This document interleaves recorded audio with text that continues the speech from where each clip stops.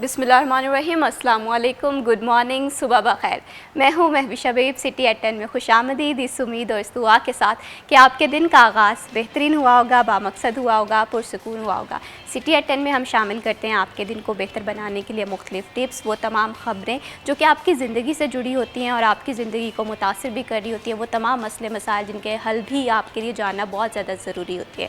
आज के प्रोग्राम में हम बात करेंगे कुछ मौसम की सूरत हाल पे। मौसम जो है वो बहुत ज़्यादा अनप्रडिक्टेबल हो गया, अपने आप को महफूज रखना बहुत ज़्यादा ज़रूरी है। और इसी के साथ साथ अगर हम इमिग्रेशन के हवाले से बात करें, स्टडी अब्रॉड के हवाले से बात करें या दीगर जितने भी इंग्लिश लैंग्वेज टेस्ट के हवाले से बात करें, इसे आज के दौर में पास करना स्टूडेंट्स के लिए काफ़ी ज़्यादा टफ़ हो गया। वो कौन सी टिप्स हैं, वो टेक्निक्स हैं, वो चाहे आइल्स हो, पीटी हो या मीडिया फॉर इंस्ट्रक्शन है उस पर एडमिशन लेना ज़रूरी है या नहीं है, इस पर भी बात करेंगे। और इसके साथ साथ जैसे मैंने अभी बताया कि मौसम जो है वो बहुत अनप्रडिक्टेबल हो गया है। इससे पहले हमने कभी जो है क्लाउड बर्स्ट सुना था या मौसमियाती तब्दीलियों के हवाले से हम इस वर्ड को सुनते तो थे, लेकिन ये हमारी ज़िंदगियों को कितना मुतासिर कर रहा है, इस पर भी बात करेंगे। सोना क्या आज महंगा होने जा रहा है, इस पर भी बात करेंगे। और इसके साथ साथ फूड व्लॉगिंग का जो रुझान है पाकिस्तान में दिन ब दिन बढ़ता जा रहा है, इसका फर्दर क्या स्कोप है, इस हवाले से भी हम प्रोग्राम में गुफ्तगू करेंगे। तो सबसे पहले देखते हैं हमारे आज का जो मौसम है फैसलाबाद का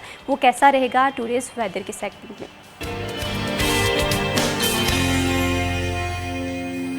फैसलाबाद के वेदर के हवाले से बात करें तो गुज़श्ता 2 रोज़ से फैसलाबाद का मौसम खुशगवार दिखाई दे रहा है। आज के टेम्परेचर के हवाले से बात करें तो आज का ज़्यादा से ज़्यादा टेम्परेचर जो है वो 35 सेंटीग्रेड रहने का इम्कान है और कम से कम जो है वो 26 सेंटीग्रेड रहने का इम्कान है। मौसम की जो सूरत हाल है वो तो काफ़ी खुशगवार है, लेकिन ऐसे मौसम में एहतियात बहुत ज़्यादा ज़रूरी है क्योंकि मानसून के 8वें स्पेल का आगाज़ है जो कि काफ़ी ज़्यादा ख़तरनाक साबित हो रहा है। हम देख रहे हैं कि काफ़ी इलाकों में सैलाब की भी सूरत हाल है और इसके साथ साथ जो इंसान की सेहत के जो असरात हैं वो भी काफ़ी ज़्यादा इससे जो मौसम का है असर उस पे हो रहा है। हम देख रहे हैं कि ऐसे में अपने आप को महफूज रखना बहुत ज़्यादा ज़रूरी है। अगर हम मानसून के हवाले से बात करें तो अक्सर हम ये देखते हैं कि बहुत ज़्यादा पानी खड़ा हो जाता है, तो ऐसे में इलेक्ट्रिक पोल्स जो हैं वहाँ से गुजरने से एहतियात की जाए और इसी तरह से अपने आप को हाइड्रेट रखा जाए। और अभी अगर हम सैलाब की सूरत हाल के हवाले से बात करें, क्योंकि फैसलाबाद में जो है दरिया चिन्योट में जो है वहाँ से भी दरिया गुजरता है, इसी तरह से झंग है, तांदया वाला है और अभी बहुत बेशुमार ऐसे इलाके हैं जहाँ पर सैलाब की सूरत हाल है, अलर्ट वार्निंग्स भी हैं। तो क्या सिचुएशन है झंग की, इस पर हमारे साथ बात करने के लिए रमज़ान मिर्ज़ा ब्यूरो चीफ झंग मौजूद हैं। अस्सलाम वालेकुम। जी रमज़ान मिर्ज़ा, ये बताइएगा कि झंग में क्या सूरत हाल है फ्लड की? देखें, इस वक्त झंग में शहरी इलाकों में तो जिंदगी मामूल पर है और शहरी इलाके महफूज भी हैं, लेकिन जो दरियाई इलाके हैं वहां पर जिंदगी पिछले 2 रोज से अफरा तफरी का शिकार दिखाई दे रही है हमें। गो के इस वक्त झंग के इलाकों में जो दरियाई इलाके हैं उनमें अभी सैलाबी सूरत हाल पैदा नहीं हुई। मुतअद्दिद इलाके जो कि हर साल मुतासर होते हैं निचले दर्जे के सैलाब से, वो इस वक्त मुतासर हैं। लेकिन झंग के लिए आने वाले 24 से 28 घंटे इंतहाई अहम हैं। रमज़ान, ये भी बताइएगा जो इलाके सबसे ज़्यादा इफेक्ट होने जा रहे हैं मौजाजात, क्या उन्हें खाली करा लिया गया है? देखिए, उनके इंखलात सूरत-ए-हाल जो है वो जारी है और बहुत सारे इलाके जहां पर आबादियां हैं, जानवर हैं, मवेशी मौजूद हैं, उनको खाली करवाने के लिए गुज़िश्ता रोज इक़दाम शुरू हुए और ये सिलसिला आज भी इस वक्त जारी है। और हम ये देख रहे हैं कि इनखला का ये सिलसिला जो है वो आज शाम तक जारी रहेगा, जिसके बाद सूरत हाल खराब होना शुरू होगी और आज रात के दौरान ही सैलाबी रेले झंग की तरफ पहुंचेंगे। और ये अभी तक के दादोशुमार के मुताबिक 2014 में बड़ा सैलाबी रेला आया था जिसने झंग के दरियाई इलाकों में तबाही मचाई थी, लेकिन इसकी इंटेंसिटी 2014 के सैलाब से भी ज्यादा बताई जा रही है क्योंकि एक्सीएन ट्रिब्यून के मुताबिक 6,25,000 क्यूसेक का रेला 2014 में यहाँ से गुजरा था। लेकिन जो इस वक्त एक्सपेक्ट किया जा रहा है, जो इस वक्त सैलाबी पानी चनोट में मौजूद है या कादराबाद बैराज से चनोट की तरफ रवादमा है, ये रेला 8 लाख क्यूसेक का भी हो सकता है। तो इतना बड़ा सैलाब 1974 में आया था और उस वक्त जंग की सूरत हाल कुछ और थी, लेकिन ये रेला जो है ये किसी खतरे से खाली नहीं है। रमज़ान, ये भी बताइएगा क्योंकि सैलाब जो है वो काफ़ी 2014 के बाद अब झंग से एक दफ़ा दोबारा से गुजरने वाले इतने बड़े सैलाबी रेले, तो एमरजेंसी सिचुएशन से निपटने के लिए इंतज़ामिया की तैयारियां किस तरह से देख रहे हैं आप? देखिए, इमरजेंसी से मिनटा तो नहीं जा सकता होता, सिर्फ जो नुकसानात हैं उनको कम किया जा सकता है। इस वक्त इंतजामिया की जानिब से 18 फ्लड रिलीफ कैंप्स जो हैं तहसील झंग, तहसील 18 हजारी और अहमदपुर सियाल के मुख्तलिफ इलाकों में लगाए गए हैं। लेकिन इनका मकसद सिर्फ यही है कि वहां से जो ऐसे लोग जो पनाहगजीन होंगे, जो सैलाबी इलाकों से बाहर निकलेंगे, उनको फौरी तौर पर तिब्बी इमदाद देना, और महकमा लाइफ स्टाइल की टीमें मौजूद हैं जो कि जानवरों की देखभाल के लिए होंगी। लेकिन सबसे बड़ा इस वक्त चैलेंज जो होगा इदारों के लिए, इंतजामिया के लिए, कि वो लोग जो कि डिस्प्लेस होंगे, जो कि इन इलाकों से इनखला करके निकलेंगे, उनके रहने का, खाने पीने का, अद्वियात का, छत का और जानवरों के चारे का बंदोबस्त एक चैलेंज होगा। जो कि झंग जो है वो जुड़ा हुआ शहर है और यहाँ पे रिश्तेदारियां बहुत गहरी हैं। बहुत सारे लोग जो हैं वो अपने आबाई इलाकों में और रिश्तेदारों के पास चले जाएंगे, लेकिन बहुत से ऐसे लोग होंगे जो खुले आसमान तले आएंगे।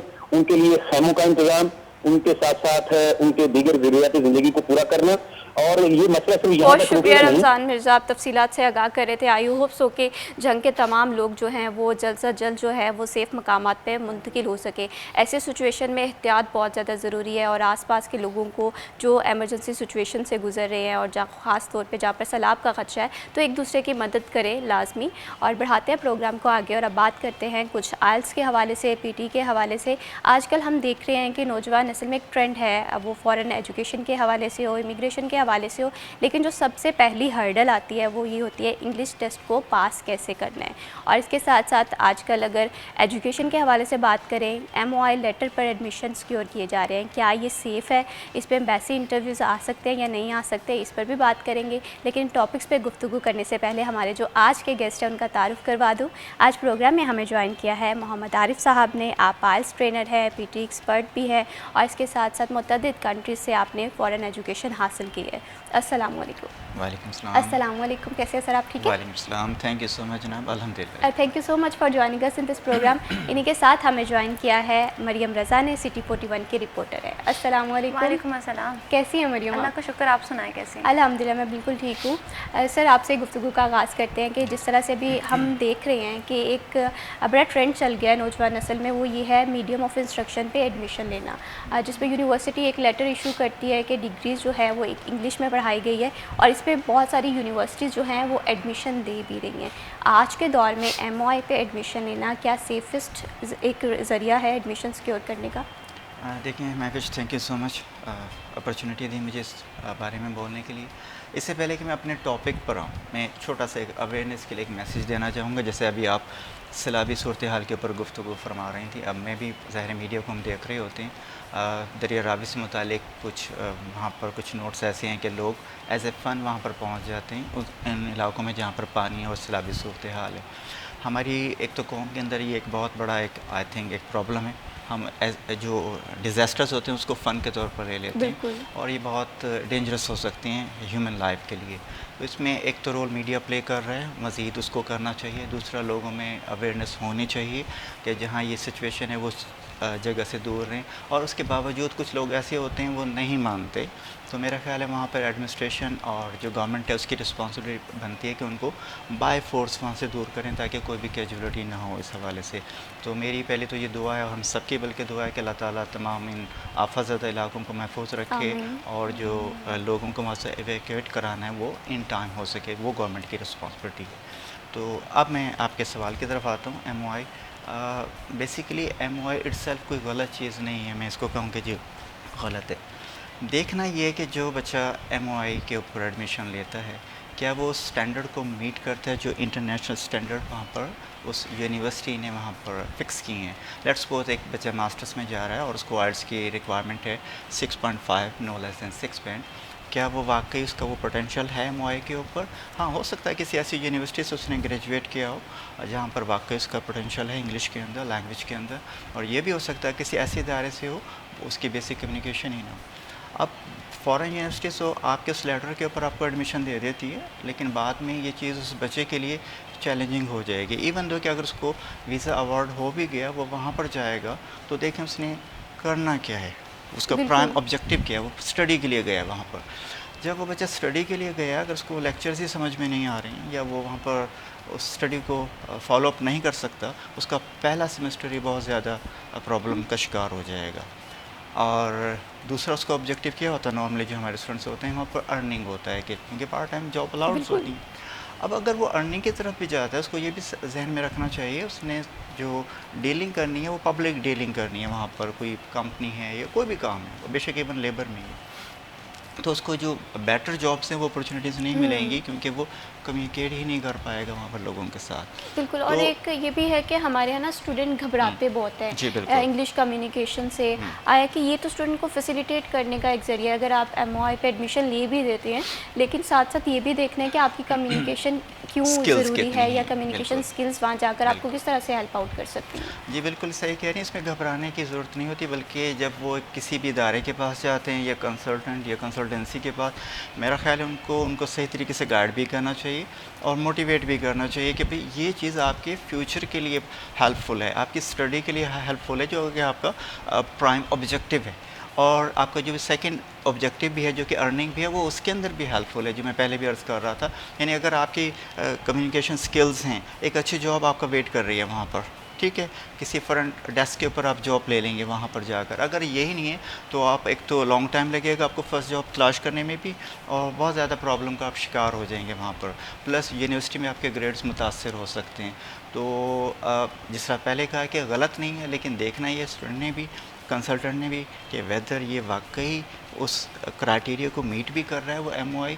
और ये भी देखा गया कि जिन लोगों ने MOI के ऊपर एडमिशन्स लिए, मोस्टली UK के अंदर स्पेशली, उन्हीं लोगों के जो इंटरव्यू कॉल्स आई हैं। एम्बेसी की और जानिब कुछ से बिल्कुल। सर्वेस ऐसे भी हुई हैं, फैक्ट्स हैं, उसमें आप भी इसमें चेक कर सकते हैं इसको रैंडमली, कि मोस्टली वो लोग रिजेक्ट भी हुए हैं। इसका मतलब है कि वो मीट नहीं कर रहा था वो उस क्राइटेरिया को, वो क्लाइंट। तो वो सारी जो एफ़र्ट्स थी उस बच्चे की उस टाइम तक, वीज़ा अगर उसका रिजेक्ट हो जाता है, रिफ्यूज़ हो जाता है, तो फिर क्या फ़ायदा।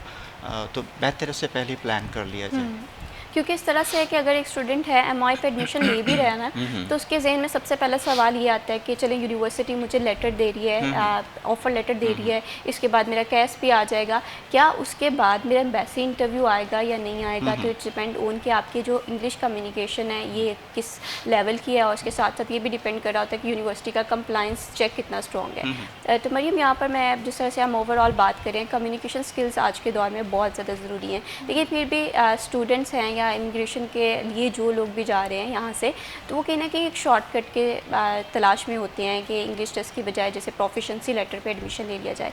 आज के दौर में आप कम्युनिकेशन की अहमियत को किस तरह से देखती हैं? बहुत शुक्रिया महविश। इसमें सबसे अहम बात वो ये है कि हम कम्युनिकेट करना सीखें सबसे पहले, क्योंकि हम लोगों को लैंग्वेज बैरियर्स और हमारा जो आप कह लें कि एक दूसरे के साथ इखलाक है, वो एक ऐसा बैरियर है कि जो आपको एक दूसरे से कम्युनिकेट करने नहीं देता। तो सबसे पहले तो कम्युनिकेशन करना बहुत ज़्यादा ज़रूरी है, और सेकेंडली कि आपकी जो लैंग्वेज है वो ऐसी हो जो सबको समझ आए और आपको पता हो कि कौन कैसे बोल रहा है। अगर मैं एक छोटी सी एग्जांपल दूं, तो कहा जाता है कि हर 10 कदम के बाद जो है फैसलाबाद में या पाकिस्तान में जो है एक्सेंट भी बदलते हैं और ज़ुबानें भी बदलती हैं। इसी तरह से अगर हम उन ज़ुबानों पे अबूर रखें, नॉट सिर्फ इंग्लिश पे नहीं बल्कि जितनी भी हमारी पाकिस्तानी ज़ुबानें हैं जिनको हम सुनते भी हैं, बोलते भी हैं, ख़ासतौर पर पंजाबी के जितने एक्सेंट, हमें कम्युनिकेशन बहुत ज़्यादा ज़रूरी है, और आप बहुत ही इंटरेस्टिंग बात कर रही हैं। इस पर मैं फर्दर भी आपका पॉइंट ऑफ व्यू लाजमी जानना चाहती हूँ। तो अभी वक्त हुआ एक छोटी सी ब्रेक का, कहीं मत जाइए, हमारे साथ रहिए।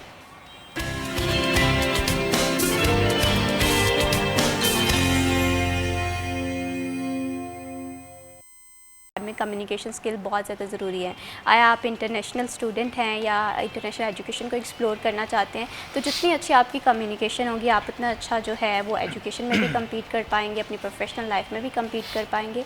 तो मरियम, जिस तरह से अभी हम ब्रेक पे जाने से पहले बात कर रहे थे कि कम्युनिकेशन जो है वो ज़िंदगी में बहुत इंपॉर्टेंट होती है। जब आप अपना पॉइंट ऑफ व्यू ही नहीं रख पा रहे हैं, तो इट्स मीन कि आप अपनी प्रोफेशनल लाइफ में भी सफ़र करेंगे, आप अपनी पर्सनल लाइफ में भी सफ़र करेंगे। जब हम इंटरनेशनल इस चीज़ के हवाले से अगर बात करें, तो इसकी इम्पोर्टेंस को आप फर्दर किन लफ्ज़ों में देखती हैं या किन? देखिए महविश, जब हम पाकिस्तान से ट्रैवल करते हैं, बच्चे वहाँ जाते भी हैं, और आप देखें कि पाकिस्तान एक ऐसा मुल्क है जहाँ से एक बड़ी तादाद में जो स्टूडेंट्स हैं वहाँ जाते हैं और जाके अपना करियर फोकस करते हैं, उसको बनाते हैं वहाँ जाके। लेकिन मोस्टली केसेस ऐसे भी उसके अंदर मौजूद होते हैं कि वहाँ चले गए और लैंग्वेज का पता नहीं है, बैरियर आ रहा है, ना आपको काम मिल रहा है जो आप पढ़ रहे हैं, ना आपको वो समझ आ रही है। और उसके अलावा अगर आपने वहाँ पे जाके किसी से कम्युनिकेट करना है तो आप उससे भी कासिर हैं।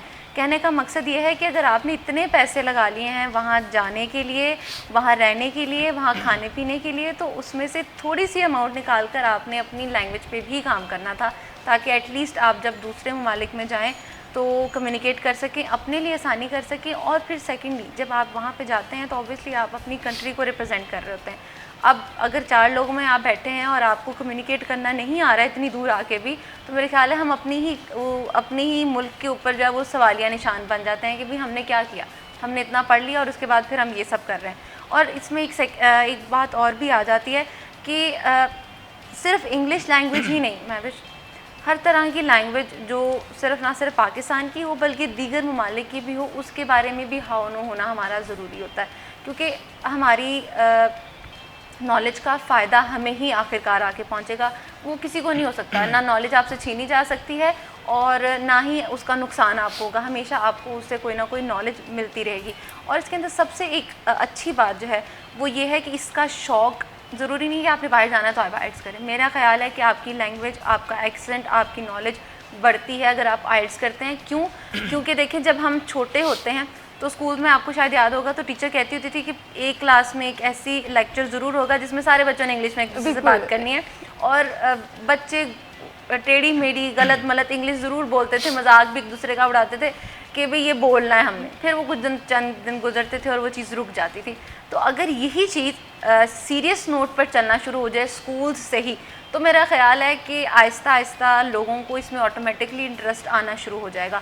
वो सिर्फ बाहर के ममालिक में जाने के लिए आइड्स नहीं करेंगे बल्कि अपनी पर्सनालिटी पे काम करने के लिए भी बिल्कुल। और इस तरह से मैम कम्युनिकेशन जो है ना, ये एक स्किल का हिस्सा है, आपकी सॉफ्ट स्किल को बहुत बेहतर बना देती है। आप प्रेजेंटेशन बहुत अच्छी दे सकते हैं, आप पे कॉन्फिडेंस आ जाता है। यहाँ पर आरिफ साहब आपसे एक बात डिस्कस करेंगे कि हम देखते हैं कि अभी कम्युनिकेशन के हवाले से बात की कि हमारे यहाँ जब इंग्लिश के हवाले से बात हो तो एक पब्लिक स्पीकिंग फोबिया है हम लोगों को, कि इस चीज़ को हम किस तरह से ओवरकम कर सकते हैं। देखें, पब्लिक स्पीकिंग फोबिया आप इंग्लिश के अंदर बात कह रही हैं, ठीक है। अच्छा, इस फोबिया को स्कूल लाइफ के मेरा ख्याल है कि वहाँ से इसको ख़त्म किया जा सकता है। जब आप स्टार्ट करते हैं, अपने आप कम्युनिकेट करना शुरू करते हैं। अगर मैं अपने इंस्टीट्यूट की बात करूँ तो यहाँ पर हम कुछ स्ट्रेटजीज़ को यूज़ करते हैं, जैसे कि हम डिबेट्स कराते हैं मुख्तलिफ सोशल इश्यूज़ के ऊपर। उसमें फिर डिफरेंट जब स्टूडेंट्स आते हैं मुख्तलिफ बैकग्राउंड से, क्योंकि इसमें हमारे पास वो भी होते हैं जो प्रोफेशनल लोग भी होते हैं, जैसे डॉक्टर्स हैं, इंजीनियर्स हैं, वो भी होते हैं जैसे इंटरमीडिएट से किसी कॉलेज से, या उनका बैकग्राउंड को भी रूरल एरिया हो सकता है। तो दोनों में बहुत डिफरेंस होता है। एक शख्स पहली दफ़ा इस अपॉर्चुनिटी को अवेल कर रहा होता है और एक ने अवेल की होती है। तो जब एक मिक्सिंग होती है और डिबेट होती है और आर्गूमेंट्स होते हैं तो स्टूडेंट्स बहुत ज़्यादा लर्न करते हैं चीज़ को। वहाँ से उनकी जो हेजिटेशन है उनके अंदर वो रिमूव होना शुरू हो जाती है। आई थिंक अगर जो इदारे हैं, स्कूल हैं, वो इस चीज़ को प्रमोट करें with in the school life भी, तो जब बच्चा पॉलिश होकर निकलेगा उस इदारे से तो उसके अंदर ये फोबिया नहीं होगा, उसके अंदर ये फियर नहीं होगा। प्लस मैं थोड़ी सी बात ऐड करना चाहूँगा जो भी मिस ने यहाँ पर की थी कि सिर्फ इंग्लिश ही नहीं, अदर लैंग्वेजेस के ऊपर भी हमें फोकस करना चाहिए। जैसे कि देखें, आने वाला जो टाइम है, नो डाउट कि इंग्लिश का अपना एक लेवल है, इंटरनेशनल लैंग्वेज है, उसको हमें सीखना पड़ेगा। Language of technology and language of education है। अब पाकिस्तान की अगर हम बात करें तो हमारे पर बहुत बड़ा एक इन्फ्लुएंस आ रहा है जो इकनॉमी के हिसाब से चाइना का। हमारा उसके साथ बहुत बड़ा कोलैबोरेशन जा रहा है, कोऑपरेशन हो रहा है। जिस तरह आप देखेंगे ये हमारे जो रोड्स बन रहे हैं उसमें इन्वेस्टमेंट आ रही है, तो दोनों नेशंस के दरम्यान में एक इंटरेक्शन होगा। ऑब्वियसली यहाँ के लोग वहाँ पर और वहाँ के यहाँ पर आकर काम करेंगे, तो इस लैंग्वेज जो बैरियर आएगा, चाइनीज़ एक क्वाइट न्यू लैंग्वेज है जो हमें नहीं आती। मेरा ख्याल है आज से ही हमें अपने स्कूलों के अंदर एज ए सब्जेक्ट, बेशक वो ऑप्शनल हो, उसको पढ़ाना चाहिए ताकि हमारा बच्चा जो ट्रेंड होकर बाहर आए उसको दूसरी लैंग्वेजेस भी आने चाहिए। नहीं कि कहने का मकसद ये है कि सिर्फ चाइनीज़ नहीं, जो लैंग्वेजेस भी आपको लगता है कि वो ओवरकम करने जा रही हैं इंटरनेशनल लेवल पर, तो हम बिफोर टाइम उसके ऊपर काम कर देना चाहिए। ये काम है थिंक टैंक्स का। और कम्युनिकेशन जितनी आपकी बेहतर होगी, आप उतना मार्केट में सर्वाइव कर सकते हो। इंग्लिश के साथ साथ चाइनीज़ है, कोरियन है, ये बहुत इसका जो कॉन्सेप्ट है ग्लोबल विलेज का, सॉरी, जो कॉन्सेप्ट है ग्लोबल विलेज, उसमें है कि कल्चरल मिक्स हो रहे हैं, उसमें तमाम कल्चर्स और कल्चरल वैल्यूज़ मिक्स हो रहे हैं और लैंग्वेज भी यूनिक होती जा रही है, वो भी मिक्सअप होती जा रही हैं।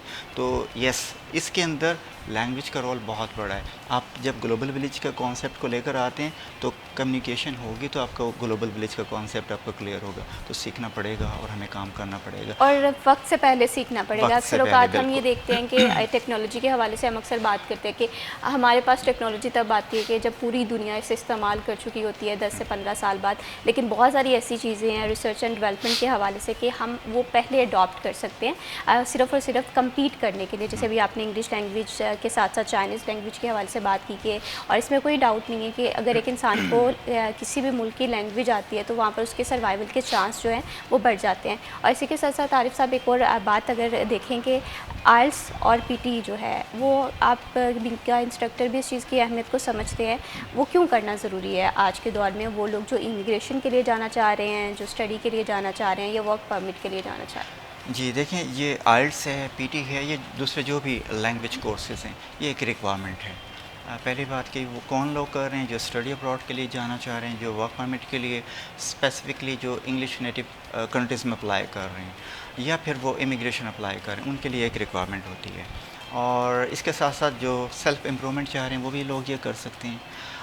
आप आइल्स करें या पीटी करें, ये इक्विवेलेंट कोर्सेज़ हैं। जो आइल्स है वो ऑब्वियसली ब्रिटिश काउंसिल आईटीबी और कैम्ब्रिज इसको रन कर रहा है। जब हम पीटी की बात करते हैं तो पियर्सन, वो भी इंटरनेशनल एग्ज़ाम्स हैं। इनकी जो इक्विवेलेंसी होती है वो यूरोपियन यूनियन का एक फ्रेम ऑफ रेफरेंस है, उसके वो करते हैं। इसमें आप या ये टेस्ट खुद नहीं करते। जैसे कि अगर आइल्स में 6.5 या 7 या 8 बैंड्स हैं, उसकी इक्विवेलेंसी होगी पॉइंट्स के अंदर। अच्छा, एक जो मिस कॉन्सेप्ट है हमारे यहाँ के जी पीटी इजी है, आइल्स बहुत मुश्किल है, आप इधर आ जाएं, तो मैं नहीं समझता कुछ ऐसा है। हाँ, कुछ सिस्टम में पहले कुछ माल फंक्शंस थे, कह लें कि सिस्टम को कुछ लोग डॉज दे रहे थे पीटी के अंदर। थोड़ा सा मैं इसको क्लियर कर दूं कि जो आइल्स है वो कंप्यूटर डिलीवर्ड है लेकिन एआई बेस्ड नहीं है, उसमें ह्यूमन इन्वॉल्वमेंट है। जबकि पीटी के अंदर जो उसकी असेसमेंट होती है फाइनल टेस्ट की, एक सॉफ्टवेयर एआई सिस्टम उसको असेस कर रहा है। लेकिन अब इसके अंदर जो 7 अगस्त से ऑनवर्ड चेंजेस आई हैं, जिसके ऊपर हमें थॉरोली ब्रीफिंग दे दी गई है, क्योंकि ये मैं यहाँ पे मेंशन करना चाहूँगा कि हमारा जो इदारा फोर्स स्किल्स है वो एफिलेटेड है आइल्स में ब्रिटिश काउंसिल आईटीपी और एईओ के साथ, और पीटी के अंदर पियर्सन के साथ। तो जो भी चेंजेस इन चीज़ों में आती हैं प्रोडक्ट में, तो हमें इन टाइम उसको इन्फॉर्म किया जाता है, वेबिनार्स के थ्रू या कोई वर्कशॉप कंडक्ट की जाती हैं। तो 7 अगस्त से जो इम्प्लीमेंटेशंस आई हैं उसके बाद ये दोनों चीज़ें जो इनका डिफ़िकल्टी लेवल है वो इक्विवेलेंट हो गया है। तो एक बच्चे में अगर ये कॉन्सेप्ट है कि जी वो आसान है वो मुश्किल, ऐसा कुछ नहीं है। दोनों ही बच्चे को पढ़ना पड़ेगा और एक ट्रेनर को उसको ट्रेंड भी होना पड़ेगा सिखाने के लिए। वो जो पहले कुछ मिसकॉन्सेप्ट थे मेरा ख्याल है वो एलिमिनेट हो जाएंगे अब इजीली। और चाहे आप पीटी करें चाहे आप आइल्स करें, प्रेफरेंस स्टूडेंट की है। जब हमारे पास आता है हम डिफ़ाइन कर देते हैं कि आपको कौन सा वे अच्छा लग रहा है, आप इस चीज़ के अंदर मोर कंफर्टेबल हैं या दूसरी चीज़ के अंदर मोर कंफर्टेबल हैं। तो जिसको वो चाहता है हम उसकी एक असेसमेंट भी कर लेते हैं, और दोनों सिस्टम में जो उसको लग रहा होता है कि ये मैं ज़्यादा बेहतर फील कर रहा हूँ वो उसको ज्वाइन कर सकता है। सही, बिल्कुल इसी तरह से है कि आइल्स में चेंजेस पहले आइल्स पेपर बेस्ड भी था, अब टोटली कंप्यूटर बेस्ड हो गया। और इसी तरह से चीज़ें जो है चेंज होती जा रही हैं वक्तन फ़वक्तन, लेकिन उस चीज़ को यूटिलाइज़ करना, एक अच्छे ट्रेनर से स्किल सीखना, ये बहुत ज़्यादा ज़रूरी है। मरियम, अगर हम आइल्स के हवाले से बात करें या कोई भी इंग्लिश लैंग्वेज है जो इदारे सिखा रहे हैं, तो आप क्या समझती हैं कि कौन सी क्वालिटीज़ एक इदारे में होनी चाहिए जब लैंग्वेज के हवाले से हम बात करें? मैं भी इसके अंदर सबसे अहम बात यह है कि जैसे सर की बात को मैं सेकंड करूँगी, उन्होंने कहा कि अगर बच्चे स्कूल से ही पॉलिश होकर बाहर निकलें तो उसमें वो बड़ा कुछ सीख जाते हैं और उनको किसी किस्म का फोबिया जो है वो नहीं रहता, स्पेशली स्पीकिंग फोबिया नहीं रहता जो इंग्लिश का होता है हमें ज़्यादातर, क्योंकि पंजाबी उर्दू तो हम मिक्स कर करके बोल देते हैं, वो गुलाबी उर्दू सी बना के वो हम किसी तरह से भी पेश कर देते हैं। इवन कि हम सिर्फ इंग्लिश ही नहीं या पंजाबी नहीं, हमें उर्दू भी सही तरह से भी बोलनी नहीं आती, हम उनके ऊपर भी अबूर हासिल नहीं कर पाते और हम मुख्तलिफ लैंग्वेज की तरफ जाते हैं कि हमने ये भी सीखनी, हमने ये भी सीखनी, हमने ये भी सीखनी। खैर अच्छा, इसमें जैसे आपने मुझे बात की कि इन इदारों के अंदर कौन कौन सी चीज़ें ऐसी हैं जो ज़रूर होनी चाहिए और बड़ी इंपॉर्टेंट है। देखिए, आप जब किसी इदारे में जाएंगे तो आप वहाँ पे करेंगे, अपने आप पे इन्वेस्ट करते हैं। सबसे पहले जब आप अपने आप पे इन्वेस्ट करते हैं तो आपके लिए ही सबसे पहले ज़रूरी है कि आपको अपने आप पे एतमाद हो कि अगर आपने यहाँ पे इन्वेस्ट किया है तो इसका मतलब है कि आप ये काम कर सकते हैं और आपने ये करना है। फिर उसके बाद इदारे की जिम्मेदारी शुरू होती है कि वो आप पे किस तरह से काम कर रहा है। आपका कॉन्फिडेंस बहुत ज़्यादा ज़रूरी है जिसको बिल्ड किया जाए। आप जो चीज़ सीख रहे हैं वो सिर्फ इसलिए ना हो कि आपको वक्त याद रहे, 3 महीने का कोर्स है, 4 महीने का कोर्स है, बल्कि वो आपके साथ इस तरह से चले कि वो सारी ज़िंदगी आपको उससे कोई फ़ायदा जो है वो मिलता रहे। ये चीज़ें जो है बड़ी छोटी छोटी होती है लेकिन हमारे लिए बड़ी अहम होती हैं जिनके ऊपर हमें काम करने की बिल्कुल जाहिर सी बात है, जब आप एक इदारे को चूज़ करें तो आप देखते हैं कि वहाँ पर प्रॉपर एक ऐसा इन्वायरमेंट हो जिसमें अच्छे से चीज़ें जो हैं वो लर्निंग की तरफ लेकर जाई जा रही हो। और ख़ास तौर पे कम्युनिकेशन एक ऐसी चीज़ है जिस पे काफ़ी ज़्यादा इन्वेस्टमेंट होती है, आपका टाइम भी इन्वेस्ट हो रहा होता है, आपका पैसा भी इन्वेस्ट हो रहा होता है। तो एक अच्छे इदारे में और कौन कौन सी क्वालिटी होनी चाहिए इस पर भी बात करेंगे, लेकिन यहाँ पर वक्त हुआ एक छोटी सी ब्रेक का, कहीं मत जाइए हमारे।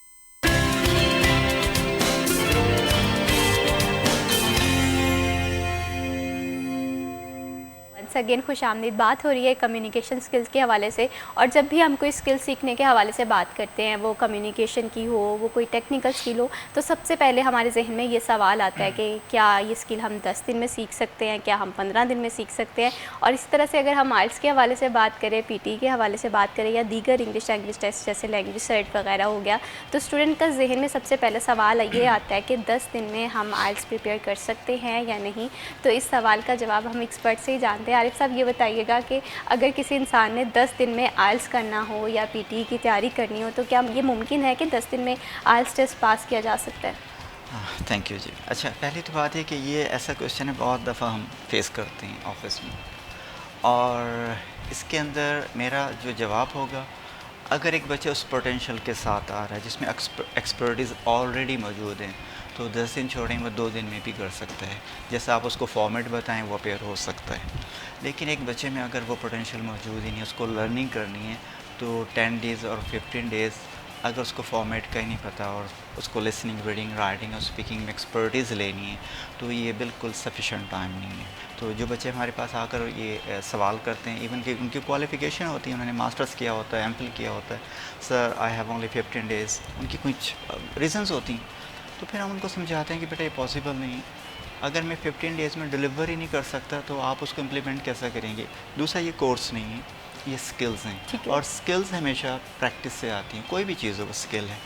तो हम उनको फिर एग्जांपल्स देते हैं कि उसको समझाने की कोशिश करते हैं कि आपकी जो ये एक्सपेक्टेशन है वो इलॉजिकल है, तो लॉजिकली देखें क्या आप उस पोटेंशियल पर हैं। हम एक असेसमेंट टेस्ट करते हैं तो पता चलता है उनका जो लेवल है वो 3.5 बैंड्स के ऊपर है overall, and they needed the 7 band in 15 days. How come it is possible? तो उनको ये सोचना पड़ेगा, और फिर हम उनको रिफ्यूज़ कर देते हैं और उनको समझा देते हैं। जो बात हमारी समझ लेते हैं तो ऑब्वियसली वो अगर एवरेज टाइम के हवाले से बात करें, एक ऐसा पर्सन है जिसके पास कम्युनिकेशन स्किल जो है बस एवरेज है, लेकिन वो थोड़ी बहुत हावना रखता है सेंटेंस 2 मंथ के आई हवाले थिंक से। 2 मंथ एक सफिशेंट टाइम है। इसके अंदर काफ़ी हद तक आप अपनी स्किल्स को पॉलिश कर सकते हैं, प्रोवाइडेड आप एक बेहतर एवरेज स्किल्स के साथ आ रहे हैं। अगर बहुत ज़्यादा डेफिशिएंसी हो सकता है, इससे ज़्यादा टाइम लगेगा, लेकिन इसके अंदर भी एक लेवल है। टाइम गारंटी नहीं है आपकी पॉलिशेस, जो स्किल्स को पॉलिश करने के लिए। टाइम के साथ साथ आपका जो स्टार्टिंग लेवल है वो मैटर कर रहा होता है, प्रीवियस क्वालिफिकेशन और बैकग्राउंड भी मैटर कर रहा होता है, ठीक है।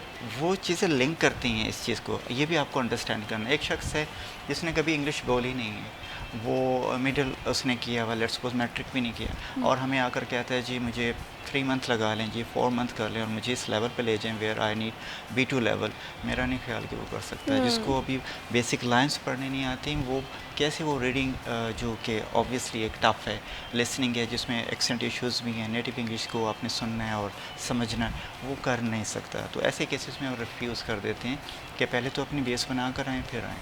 हाँ, तो ये सारी चीज़ें लॉजिकली समझने की ज़रूरत है कि वाकई वो कर भी सकते हैं या नहीं कर सकते। क्योंकि देखें, जब आइल्स के या पीटी के लिए आते हैं, ऐसा नहीं कि आपको इंग्लिश नहीं आती, ऑलरेडी आप एक बैकग्राउंड से आते हैं जिसमें आपको इंग्लिश आती है, आपका एक लेवल है। मिनिमम क्वालिफिकेशन इंटरमीडिएट 12 ईयर्स आपकी इंग्लिश है, और अगर आगे जाएं आप मास्टर्स हैं, आप BS हैं, यानी कि 16, 18 मे बी 20 ईयर्स एजुकेशन के साथ आप आ रहे हैं। तो अगर मैं कहूँ कि आपको इंग्लिश नहीं आती, इंग्लिश सीखने के लिए आ रहे हैं, एक्चुअली नो, आप उसको इन्हांस करने के लिए आ रहे हैं, उसको उस लेवल पर लेने के लिए आ रहे हैं जो आपको रिक्वायर्ड है। और वही पाथवे हमने मुख्तलिफ स्ट्रेटजीज़ के थ्रू, मुख्तलिफ टिप्स के थ्रू, मुख्तलिफ एनवायरनमेंट्स के थ्रू आपको सिखाना है, ठीक है।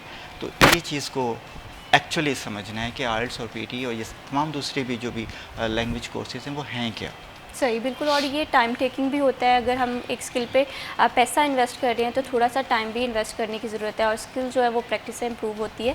मरीम, अभी हम कम्युनिकेशन स्किल के हवाले से जिस तरह से बात कर रहे हैं, आरिफ साहब भी इस पर इत्तेफाक करेंगे कि हमारे यहाँ 16 ईयर की एजुकेशन होती है एक पर्सन के पास, लेकिन फिर भी वो प्रॉपरली कम्युनिकेट नहीं कर पा रहा होता, उसका सेंटेंस स्ट्रक्चर उस तरह से नहीं बन पा रहा होता। तो आया कि हमारे इदारों में कहाँ पर आप इस चीज़ का फेलियर देखते हैं कि 16 ईयर एजुकेशन बहुत कॉमन है, लेकिन इसके बावजूद हम कम्पीट नहीं कर पा रहे? देखिए मैम, इसके अंदर यही है कि जैसे आरिफ साहब बता रहे थे कि हम मुख्तलिफ डिग्रीज़ हासिल कर लेते हैं, और उसमें हमारी 100% में से 90% जो नोट्स हैं, बुक्स हैं, वो इंग्लिश की ही होती हैं। हमारे ज़्यादा सब्जेक्ट इंग्लिश के होते हैं, ज़्यादा होता है तो सिर्फ उर्दू, इस्लामियात जो है वो उर्दू में आता है, बाकी जितने सब्जेक्ट होते हैं वो हमारे सारे इंग्लिश के अंदर होते हैं और हमने उसको पढ़ना होता है। हमारे लिए तो ज़्यादा आसान होना चाहिए इंग्लिश को बोलना, कि हम उसको बड़े अच्छे तरीके से कंप्लीट भी कर सकें और लोगों के साथ कम्युनिकेट भी कर सकें। लेकिन हमारा यहाँ पर आके यही सबसे बड़ा प्रॉब्लम बनता है कि हम कम्युनिकेट करना नहीं सीखते। एक तो सिखाया नहीं जाता, दूसरा हम सीखते भी नहीं हैं। इससे पहले वाली जो हमारी ब्रेक थी उसमें हम बात भी कर रहे थे कि स्कूल्स में ये चीज़ टीचर सिर्फ कहा करती थी कि भाई बच्चों आज इंग्लिश में बात करनी, लेकिन करवाई नहीं जाती थी, सिखाई नहीं जाती थी।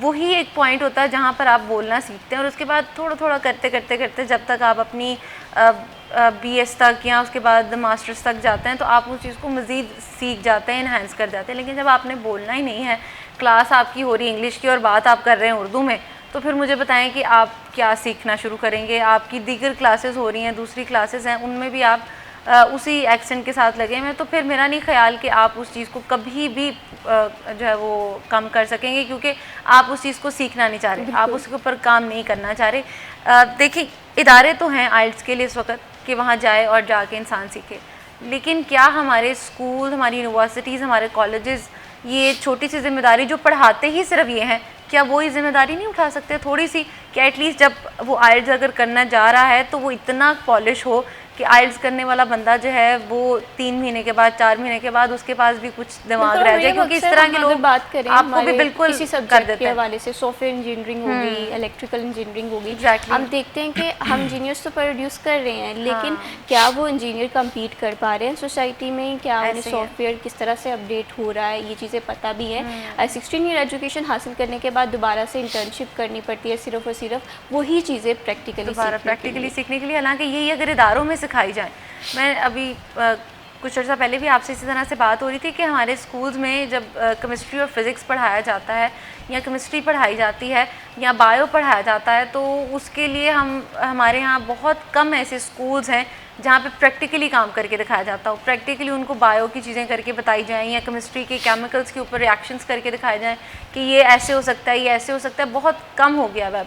हालांकि अगर ये तब से ही 9-10 से ही उनको बायो और केमिस्ट्री के हवाले से बताना शुरू करते हैं तो मेरा नहीं ख्याल कि जो बच्चे BS केमिस्ट्री को या बायोलॉजी को जो है बहुत बोरिंग सब्जेक्ट समझते हैं, उनको वो बोरिंग लगेंगे, बल्कि वो उसमें जाएंगे, उसको ज्वाइन करेंगे, उसके अंदर डिग्री हासिल करेंगे क्योंकि वो उनको इंटरेस्टिंग लगेगा। लेकिन जब हम उस चीज़ को प्रैक्टिकली चीज़ को करके ही नहीं दिखा रहे, कि बता ही नहीं रहे कि ये है क्या बेसिकली और आप इसको किस तरह से कर सकते हैं, तो फिर आप जितना मर्ज़ी उनको पढ़ाए। अच्छा, ये BS इंग्लिश भी होता है, लोग इसकी 4 साल की डिग्री भी हासिल करते हैं, लेकिन आप देखें कि मोस्ट उसमें से ऐसे लोग होते हैं जो इंग्लिश में बात नहीं कर रहे होते आपसे, वो उर्दू में ही कम्युनिकेट करेंगे। वो कहते हैं बहुत मुश्किल है यार, 4 किताबें पढ़नी पड़ी इंग्लिश की। भाई आप सिर्फ तो पढ़ लेते हैं, लेकिन कम्युनिकेशन जो इस सब्जेक्ट का मोटिव होता है, अगर BS इंग्लिश लिटरेचर है, इंग्लिश लिंग्विस्टिक है, लेकिन उस चीज़ को हम जिसे कहते हैं कंपटीशन में नहीं आ पाते और कम्युनिकेशन जो है वो हमारी फिर भी ख़राब हो जाती है। बिल्कुल सर, आपका पॉइंट ऑफ व्यू लास्ट भी हम सुनते हैं, क्योंकि ये जो इंग्लिश लैंग्वेज स्किल है ये जानना और सीखना बहुत ज़्यादा ज़रूरी है। इसकी इंपॉर्टेंस के हवाले से आरिफ साहब का पॉइंट ऑफ व्यू सुनेंगे, लेकिन यहाँ पर वक्त हुआ एक छोटी सी ब्रेक का, के मत जाइए हमारे साथ।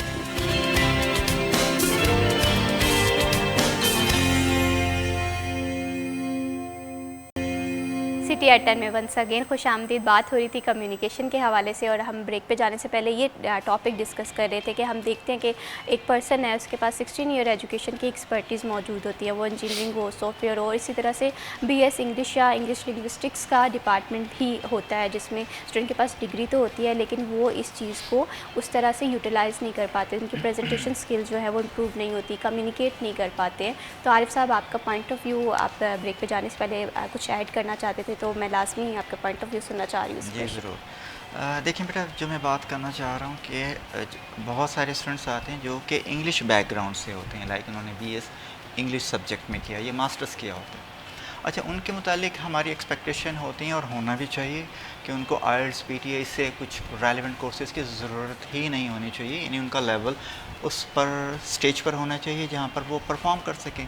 बट अनफॉर्चुनेटली जब हम उनको असेस करते हैं या जब वो परफॉर्म करते हैं, जो दूसरे स्टूडेंट्स होते हैं जो BS उन्होंने किसी और सब्जेक्ट में किया हुआ, स्पेशली साइंस सब्जेक्ट में किया हुआ, तो वो उनसे बेटर परफॉर्म कर रहे होते हैं। हाँ, रेयर केसेस में ऐसा होता है कि कुछ बहुत अच्छे बच्चे होते हैं जहाँ पे वाकई वो परफॉर्म अच्छा कर जाते हैं। तो हम देखते हैं जो 7 बैंड से एक अच्छा बैंड तस्वर होता है IELTS में, और PT में 70+ जो पॉइंट से अच्छा तस्वर होता है। तो जो इंग्लिश बैकग्राउंड से होते हैं वो उनके लिए चैलेंजिंग बन जाता है। इवन हमारे जो दूसरे बच्चे होते हैं, मेजॉरिटी वो 7.5 को हिट कर जाते हैं, और 6.5 जो नॉर्मली एक रिक्वायरमेंट होती है इस उसमें आते हैं कैटेगरी के अंदर। तो ऐसा क्यों है? यहाँ पर मुझे एक फेलियर नज़र आ रही है हमारे एजुकेशन सिस्टम की, कि आई थिंक वो उनको वो डिलीवर नहीं कर पा रहे हैं। अगर वो डिलीवर नहीं कर रहे हैं तो इसका मतलब है कि स्टूडेंट उसको इम्प्लीमेंट नहीं कर पा रहे हैं। तो जो भी फ्लॉ है उसको, उस गैप को फिल करने की ज़रूरत है। बिल्कुल इसी तरह से अगेन यहाँ पे जो थिंक टैंक्स हैं एजुकेशन, उनको ये सोचना है कि हम जो प्रोड्यूस कर रहे हैं यहाँ पर वो वाकई compete कर पाएंगे इंटरनेशनल लेवल पर। क्योंकि आप देखें, आप अपने नेशनल लेवल पर compete नहीं कर रहे, you are going to compete at international level. तो आपने वो प्रोड्यूस करना है स्टूडेंट, वो आपके पास ग्रेजुएट होने चाहिए जो जाकर compete कर सकें। तो ये चीज़ देखना बहुत ज़रूरी है। और बिल्कुल अगर हम बात करें ना कंपटीशन की, तो बहुत ज़्यादा वर्ल्ड में कंपटीशन हाई हो गया। वो रिसर्च का डिपार्टमेंट है, वो कोई भी है, इवन कि कम्युनिकेशन में भी अब काफ़ी ज़्यादा हम कंपटीशन देख रहे हैं। इसी तरह से सर, अगर IELTS के हवाले से बात करें, इसमें 4 मॉड्यूल होते हैं जिसमें लिसनिंग, राइटिंग, स्पीकिंग होता है और इसके साथ रीडिंग होता है। तो इनमें से स्टूडेंट को सबसे ज़्यादा चैलेंज किस में आता है? अगेन इसके अंदर बहुत ज़्यादा वेरिएशन होती है, देखना पड़ता है कि बच्चा किस बैकग्राउंड से आया है। कुछ लोगों को डिफ़िकल्टी रीडिंग के अंदर हो रही होती है, और कुछ को स्पीकिंग के अंदर, और कुछ को राइटिंग के अंदर भी, और कुछ को स्टार्ट में लिसनिंग के अंदर भी, क्योंकि ये ऐसी चीज़ें जो बच्चों ने एक्चुअली पहले नहीं की होती। जब हम स्पीकिंग के अंदर बात करें, जैसे मिस ने भी अभी कहा है कि कभी ऐसी कोई प्रैक्टिस दी नहीं गई है कि जिसमें वो आपस में कम्युनिकेट करें इंग्लिश लैंग्वेज के अंदर। प्रॉब्लम यहाँ पर ये आ जाता है। अच्छा, राइटिंग के ऊपर बात करें तो थोड़ा सा इस चीज़ को समझिएगा कि राइटिंग के अंदर बच्चा आता है, उसने सारे जो पास किए हैं जो भी सब्जेक्ट है इंग्लिश के, वो याद करके किए हैं, क्रैमिंग होती है वहाँ पर। अब हमारे पास आता है, ऐसा कुछ नहीं है कि सिलेबस हम कहें कि ये सब्जेक्ट हैं, ये आप याद कर लें, मेमोराइज़ कर लें। हमने उनको क्रिएटिविटी पे काम करना है, आर्गुमेंटेटिव टॉक होने, यानी आइडियाज़ भी, क्रिएटिविटी भी, और उनको लिखना फॉर्मेट। और बच्चा जब आता है वो तो उस बैकग्राउंड से आया है, वो चाहता है कि मुझे कुछ बना बनाया शॉर्टकट मिल जाए और मैं कर लूँ। उसके लिए बहुत चैलेंजिंग हुई, मेरे लिए भी एज ए ट्रेनर चैलेंजिंग हो गया बच्चे के। Same thing happens in the reading, same thing happens in listening. उसने कभी नेटिव को सुना ही नहीं है, अब जब वो ऑडियो सुन रहा है उसके लिए बहुत बड़ा प्रॉब्लम हो गया है। और स्पीकिंग में तो इसमें ये कहना है कि एक सर्टन थिंग, हाँ किसी एक रीजन के अंदर सर्टन थिंग ज़्यादा चैलेंजिंग हो सकता है, लेकिन ओवरऑल यहाँ पर मैन टू मैन वेरिएशन आएगी कि कोई चीज़ किसी के लिए ज़्यादा चैलेंजिंग होती है। सम टाइम बच्चे आते हैं, उनको अपना लेवल लग रहा होता है कि इन 2 सब्जेक्ट के अंदर हम बेहतर हैं, इन 2 में अच्छे नहीं हैं। लाइक अगर हम बात करें लिसनिंग और रीडिंग की, ये क्वांटिटेटिव मॉड्यूल्स हैं, और हम स्पीकिंग की बात और करें इसके साथ राइटिंग की, ये क्वालिटेटिव मॉड्यूल्स हैं। तो जो वो सोच रहे होते हैं, जो उनकी अपनी सेल्फ असेसमेंट होती है, आफ्टर द असेसमेंट वो अपोजिट आ जाता है कि वो जो सोच रहे हैं वो एक्चुअली करेक्ट नहीं था बाद में। ये नहीं, ये सारा कैलकुलेटेड चीज़ है, तो और ये हर पर्सन टू पर्सन वेरी कर रहा होता है। और जो लिसनिंग है ये थोड़ा टफ टाइम दे रही होती है बहुत सारे। मैं नहीं समझता कि टफ टाइम, ज़्यादा जो टफ टाइम आ रहा होता है बच्चों को वो रीडिंग के अंदर और राइटिंग के अंदर आ रहा होता है, क्योंकि वो चीज़ से फेमिलियर नहीं होती, वो पहली दफ़ा ये चीज़ें कर रहे होते हैं। दूसरा एक चीज़ मैं ऐड करूँगा, यहाँ पर देखें टाइम कितना है बच्चे के पास। एवरेज 4 मॉड्यूल्स हैं, listening, reading, writing and speaking, and we have 2 month mostly. 2 month में अगर डिवाइड करें एवरेज टाइम 2 वीक्स, आपके पास पर मॉड्यूल्स के लिए आ गए। उसमें कितने दिन हैं आपके पास? अगर हम वीकेंड्स को भी निकाल दें, जो वर्किंग डेज़ हैं, actually you have 10 days in hand, और 10 डेज़ में एक्सपेक्टेशन है कि 7+ बैंड्स आ जाएं। How it is possible? तो एज ए स्टूडेंट उनके लिए भी बहुत मुश्किल है, और एज ए ट्रेनर मुझे भी एक बहुत बड़े चैलेंज का सामना करना पड़ता है। तो यहाँ पर ट्रेनर की एक्सपर्टीज़ भी काउंट होंगी, वो इन्वायरमेंट भी, वो जो आप जो इन्वायरमेंट क्रिएट कर रहे हैं, और स्टडी मटेरियल है, प्लस इसके साथ जो स्टूडेंट है उसका अपना मोटिवेशन कितना, उसका अपना पोटेंशियल कितना, ये सारे फैक्टर्स हैं, एक चीज़ नहीं है। सिर्फ ओनली इंस्टीट्यूट यहाँ पर उसका अपना रोल है, डेफिनेटली उसका एक रोल है, वो अपना रोल अदा करेगा, स्टूडेंट को अपना रोल अदा करना है। जब तमाम चीज़ें अपना रोल अदा करेंगे तो फिर आप एक अच्छा स्कोर कर सकते हैं। अगर स्पेसिफिक राइटिंग के हवाले से बात करें तो राइटिंग को हम किस तरह से बेहतर कर सकते हैं? स्पीकिंग में तो अक्सर हम कहते हैं कि बहुत ज़्यादा, आप जितना ज़्यादा सुनेंगे उतना ज़्यादा आपकी वोकेबलरी इंप्रूव होगी। तो राइटिंग के हवाले से क्या टिप्स आप देना चाहेंगे? देखिए, जब हम वोकेबलरी कहते हैं वो वन ऑफ द स्टैंडर्ड है, ठीक है, 25% goes for the vocabulary arts के अंदर, और बाकी और भी स्टैंडर्ड्स हैं जो हम थॉरोली पढ़ाते हैं कि उन स्टैंडर्ड्स को मीट करना पड़ता है। यानी कि कैम्ब्रिज की थॉट है, कैम्ब्रिज का प्लान है, आपको उसको फॉलो करना है। आप हो सकता है बच्चा जो पढ़कर आया है वो कैम्ब्रिज तो नहीं पढ़कर आया है ना, बिल्कुल। तो जब यहाँ पर आता है उसके लिए एक टोटली चेंज आ जाती है। हाँ, जब ओ लेवल्स ए लेवल्स के बच्चे आते हैं तो हमें ज़्यादा प्रॉब्लम नहीं होता है, क्योंकि कैम्ब्रिज की प्रोडक्ट है ओ लेवल्स ए लेवल्स, वो ऑलरेडी उसी ट्रैक पर है। हम उनको एक डायरेक्शन देते हैं, वो वॉक नहीं करते, वो रन करते हैं माशाल्लाह। जब एक बच्चा इवन के PhD होल्डर भी आता है, वो उस फेज़ में से नहीं आ रहा, उसके लिए बहुत बड़ा चैलेंज। मींस जो मैं कहना चाह रहा हूँ, क्वालिफ़िकेशन इट्सेल्फ एक आपका कह लें कि स्टैंडर्ड नहीं है कि आप अगर PhD हैं या MPhil हैं या मास्टर हैं तो बहुत अच्छा परफॉर्म करेंगे। मे बी ये स्टैंडर्ड जो हैं ये पर्सन टू पर्सन वेरी कर रहे होते हैं। बिल्कुल। आपकी राइटिंग अच्छी हो सकती है, किसी की स्पीकिंग अच्छी हो सकती है, लेकिन टाइम टेकिंग चीज़ें हैं और इस पर आपको टाइम इन्वेस्टमेंट करनी पड़ेगी अगर आप कम्युनिकेशन सीखना चाहते हैं। बहुत शुक्रिया आरिफ साहब for joining us in this programme. बहुत शुक्रिया मरियम, आपने हमारे प्रोग्राम के लिए वक्त निकाला। कोई भी स्किल है वो कम्युनिकेशन की है, वो टेक्निकल है, टाइम मांगती है और हमें टाइम इन्वेस्ट करना पड़ेगा, फिर जाके हम जो है वो एक अच्छे कम्युनिकेटर बन सकते हैं, एक अच्छे प्रेजेंटर बन सकते हैं। तो टाइम लाजमी दें अपने आप को। यहाँ पर वक्त हुआ एक छोटी सी ब्रेक का, कहीं मत जाइए, हमारे साथ रहिए।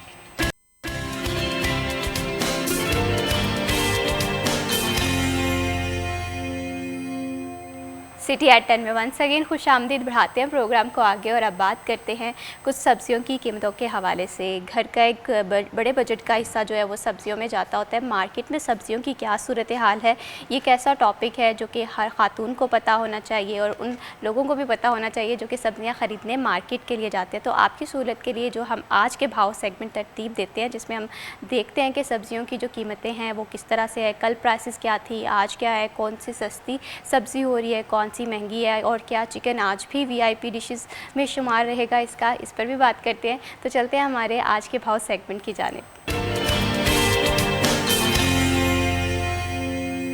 फसी नकवी हमारे साथ मौजूद हैं। फसी नकवी, बताइएगा कि आज सब्जियों और फलों की क्या कीमतें हैं मार्केट में? जी बिल्कुल, फैसलाबाद मार्केट कमेटी की जानिब से बरोज़ जुमेरात की रेट लिस्ट जारी कर दी गई है। ब्रायलर मुर्गी का गोश्त अपनी साबका कीमत पर कायम रहते हुए 595 रुपये फ़ी किलो है, जबकि अंडे फार्मी 1 रुपये महंगे होते ही 299 से 300 रुपये हो चुके हैं। आलू कच्चा छिलका बगैर रद्दोबदल के 80 रुपये फ़ी किलो पर कायम है। प्याज बगैर रद्दोबदल के 65 रुपये फ़ी किलो पर कायम है। टमाटर 2 रुपये कमी के बाद 102 से 100 रुपये हो चुका है। अदरक चाइना बगैर रद्दोबदल के 390 रुपये फ़ी किलो है। लहसुन हरनाई 245 रुपये फ़ी किलो है, और इसी तरह सब्ज़ मिर्च साबका कीमत 65 रुपये पर कायम है। फूल गोभी साबका कीमत 125 रुपये पर कायम है, और इसी तरह बंद गोभी 100 रुपये फ़ी किलो में फ़रोख्त हो रही है। घिया कद्दू 80 रुपये फ़ी किलो में दस्याब है। बैंगन जो है वो 95 रुपये फ़ी किलो में दस्याब है। खीरे 105 रुपये। मटर की कीमत जो है वो 240 रुपये फ़ी किलो मुकर्रर की गई है। शिमला मिर्च 180 रुपये, और इसी तरह भिंडी तोरी जो है 155 रुपये फ़ी किलो पर कायम है। गाजर चाइना 105 रुपये, अरबी 85 रुपये फ़ी किलो में दस्याब है। फलों की तरह देखा जाए तो सेब वाजा 10 रुपये इजाफे के बाद 220 से 230 रुपये फ़ी किलो में दस्याब है। केला 140 रुपये फ़ी दर्जन में फ़रोख्त हो रहा है। आम चौंसा जो है वो 240 रुपये फ़ी किलो में दस्याब है। अमरूद 80 रुपये फ़ी किलो में दस्याब है। अनार देसी 310 रुपये फ़ी किलो में फ़रोख्त हो रहा है, जबकि अंगूर गोला 210 रुपये, और इसी तरह अंगूर सुंदरखानी 360 रुपये फ़ी किलो में फ़रोख्त हो रहा है। देखा जाए तो फलों और सब्जियों की कीमतों में रद्दोबदल रिकॉर्ड किया गया है, जबकि ब्रायलर मुर्गी का गोश्त अपनी साबका कीमत पर कायम है।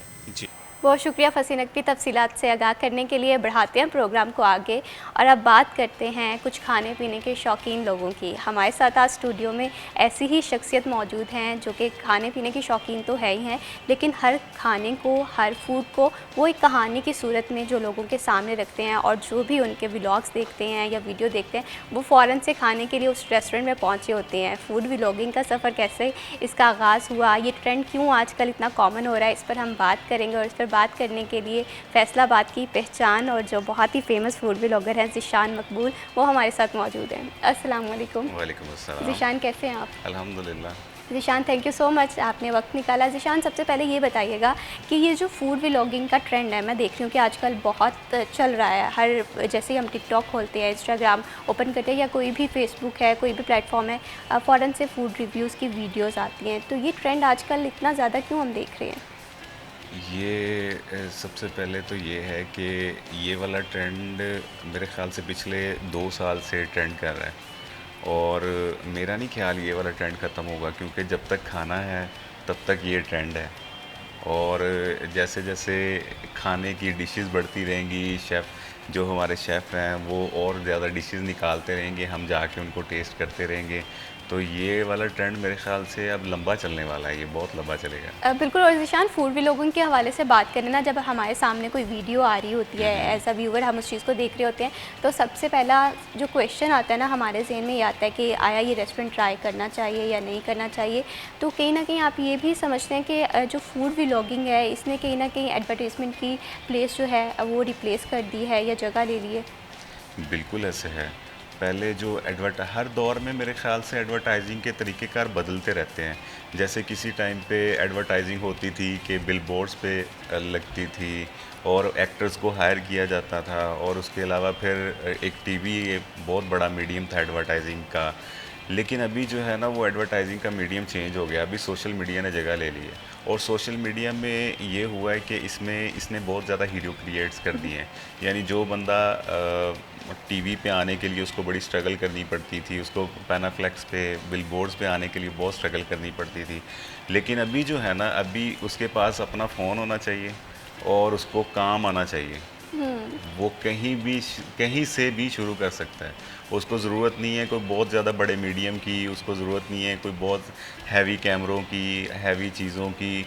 सुकून से फ़ोन के साथ अपना काम शुरू करे और हीरो बन जाए। लेकिन ज़ीशान आज के दौर के हवाले से बात करें ना, आज के दौर में व्यूज़ गेन करना, फॉलोअर्स गेन करना, ये बहुत ज़्यादा टफ हो गया। और जिस तरह से अभी आपने बात की कि ये जो फूड व्लॉगिंग है ये फील्ड अब कभी पुरानी नहीं होने वाली, इसमें ट्रेंड्स भी आएंगे, इसमें कंपटीशन भी आएगा।